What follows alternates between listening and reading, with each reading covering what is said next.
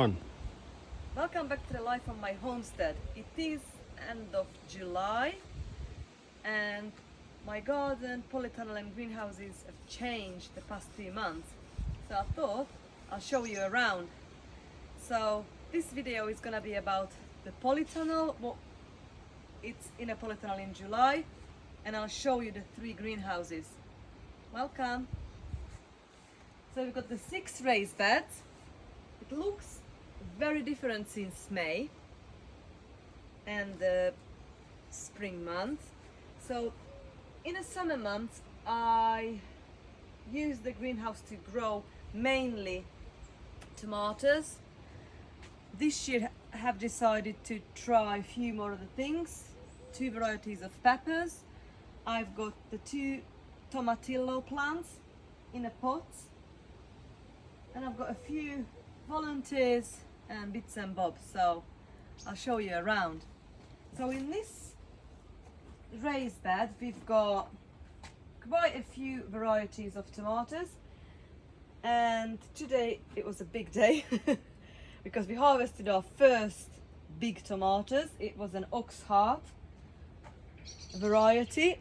We made tomato sandwiches. It was really nice, and as you can see, the Brandywine Black, what I'm growing first time this year, it is getting close, so we might have a next couple of days these in the tomato sandwiches.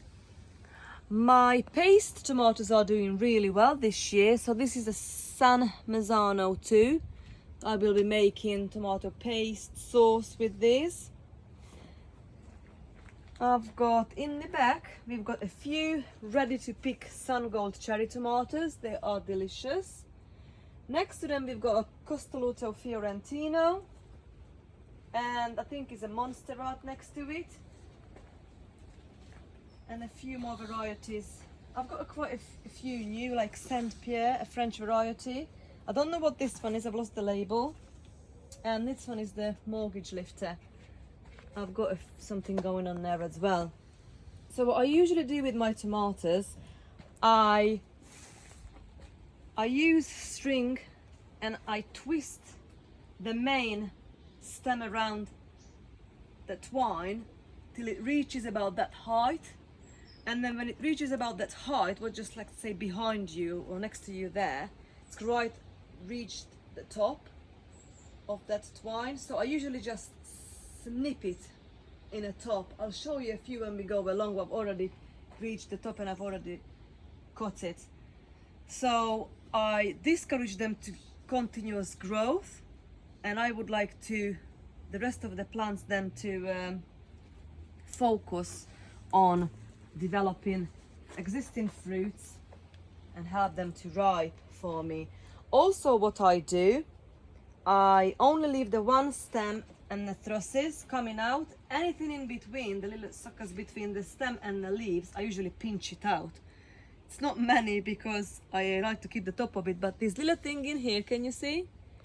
So as soon as I see this coming, I'll just snip it out, because that would grow to another huge stem and that would be like a super jungle. And we don't want that to happen because my growing season is quite short, and I would like to focus on like to grow as many tomatoes in a shorter time as possible. What happened in here, I accidentally broke this tomato, so that's me now finished growing. But it's a good thing and a bad thing. So bad thing is like I probably have lost another few more tomatoes, but a good thing is that it ripes quicker. So can you see? So this one is now actually ready to pick. This is another Brandywine. So we have got a few more paste tomatoes and quite a few in a bag. Again, the Monsterrat, Saint Pierre and Black Russian, and then a Pero cherry tomato. I've also got in here from earlier a fennel. It grew to a tree now. So as you can see in here, the fennel seeds are formed beautifully. Now when this dries, it's gonna turn browny color and I can harvest it. And the tomatillo, now look at the husks, they are growing, and the baby tomatillos, they're growing inside. I'll show you when it's ready, probably in the next garden tour, end of August. So that was the first two raised beds. The next two, on my right, I've got the sweet potatoes. I've got 3 varieties this year growing. Can't remember top of my head. I've got a catnip volunteered in here, and I've got a beautiful nasturtium now going to seed. It's still looking good. I've also got 2 cabbages to harvest. And as a companion planting, I've got some calendula and some marigold growing in here. Have a look at tomatoes. I think it's worth a look, because that's just like an absolute monster. So if we go around, this one is now getting ready. Just watch where you step, because I've got a bit of a... So this is, look, this is an absolute monster. Yeah, I think I'm gonna make so much with that. Oh, I'm gonna freeze dry sauerkraut, make some stuffed cabbages, all sorts. Okay, next one, sorrel's still doing really well. Tries to go to seed now, so I just keep snapping this off like that and give it to the chickens. Love it. So anything the weeds, anything I pull out, I usually just keep it in a path, and I'll just take it to the compost bin. The poppies now are gone to seed. Listen. Can you hear the seeds inside? They are ready. So I'm just waiting on a few more and I'll harvest it. Also, I've put some gherkins in here. These are the female with the flower and the fruit in the end. The males are the one with the flower and just a stem. It's no fruit or vegetable. Right, I've got a row of carrot.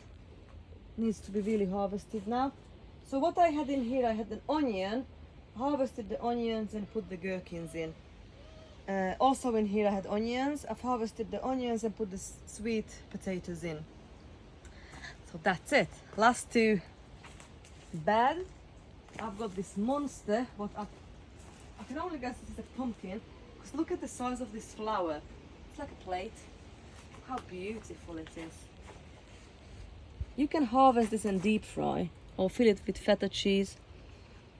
But yeah, so I'm not sure if I've done it wrong or right. Probably haven't done it right really, because if that's gonna be a pumpkin, that's gonna be huge, and I have to find a solution how I'm gonna support it.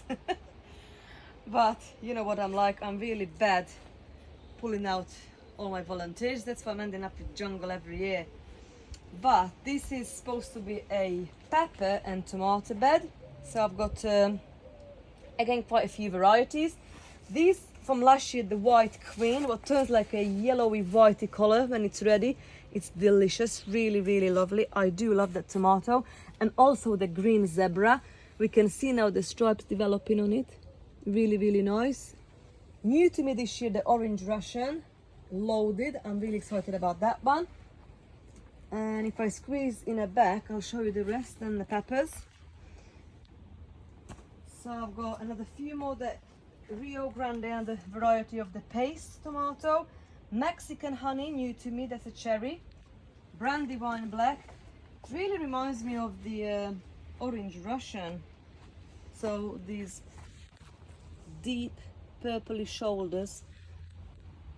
I think this one is very close to be ready as well, actually. And I've got an Apero F1. That's a very nice, sweet cherry tomatoes. I think that's a Costoluto Fiorentino. And the peppers. These one are the Dolce de Spagna. They can grow up to 1 meter, and they have like a 20 centimeter long, can grow up 20 centimeter long peppers, and it turns, if you leave it to ripe to green, you can do all sorts with it. Stuff it, roast it, make in salsa, anything. So yeah, this is my lonely kale in here. Look how beautiful it is. Right, and the last bed has got plenty of poppy seeds as well, soon to be ready. And I've got again all sorts of varieties of tomatoes. I think that's some cherry tomatoes. Looks like Gardener's Delight is gonna be ready very soon. And I've got again the brandy wine, another paste, these longer ones, Black Russian, and I've got, what's this one? That another one of the Saint Pierre, and quite a few more. Also, I've got the yellow wax pepper, sweet pepper. It's doing really well actually here. I like having lots of companion, not lots of, but companion plants like the basil, marigold, dill. I try to go third year in a row. I try to go grow okra, but I just cannot grow okra, to be honest. And I've got, on the other hand, oca. It's doing really well. Again, these poppies, actually it was a pom-pom poppy. Now we can't really see it because it's going to seed now, but actually it does taste like watermelon. I keep saying that. I've got another tomatillo plant in here, loaded, looking very healthy and beautiful. And another nasturtium was gone to seed now, so I'll probably pull that out. And look at this huge dill. So I leave this now to go to seed, and again I'm gonna harvest the seed for next year. I think that's it. This is my polytunnel. Let's see what's going on in the greenhouses.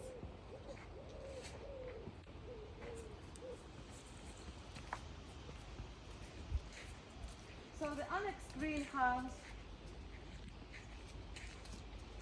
it's had a disaster of pepper. What I've done in here, this was all along peppers until the slugs ate the whole lot. So what I'm left with, it's literally stalks like this. Just come and have a look, please. So literally a stalk like this, a huge pepper plant to nothing. I'll show you at the greenhouses what I try to save the few. If it's gonna happen anything, I don't know. But the tomatoes are doing really well. I've got a good variety again, the brandy wine, Black Russian, it's gonna be similar. I've got Mexican honey, it's developing now, and a few more black cream. See, I've lost a couple of the names now, but as it looks like another paste. And I've got a few nasturtium growing in here, basil, and this looks like Castello Fiorentino, maybe, not sure. So yeah, this was really organized, but unfortunately it didn't go to plan, but never mind. Let's quickly have a look at the last two. I show you so what I've done. I literally removed the sticks what the slugs left, and I've repotted them in smaller pots.